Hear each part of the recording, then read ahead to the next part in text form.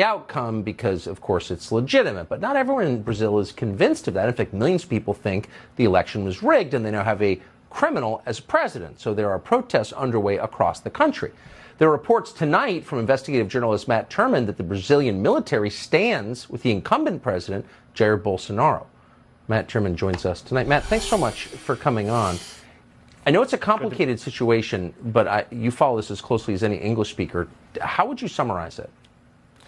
Well, you're right. It is a complicated situation. We are in day 29 of mass protests in Brazil, a democratic country with free elections. And we're talking not tens of thousands or hundreds of thousands, but millions. And what looks to be, when all said and done, will be tens of millions. This is the largest democratic protest in possibly human history. And the global media is crickets on this. It is totally being memory holed in real time. But the people are very clear. They do not want to be led by a convicted criminal. And recall, Lula da Silva was convicted in 3 separate courts of 12 charges by 19 judges unanimously, not Bolsonaro appointees. This was years before Bolsonaro.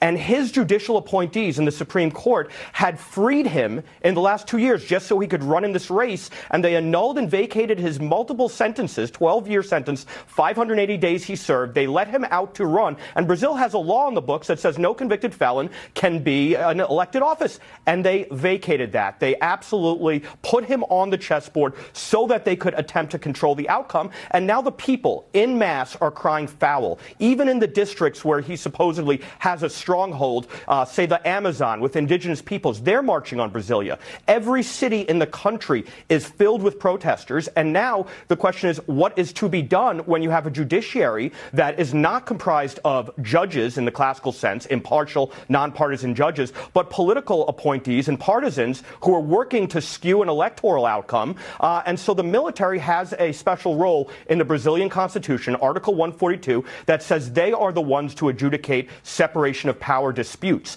And it looks like this will be coming to a head. Amazing. And of course, da Silva would be a willing servant of China.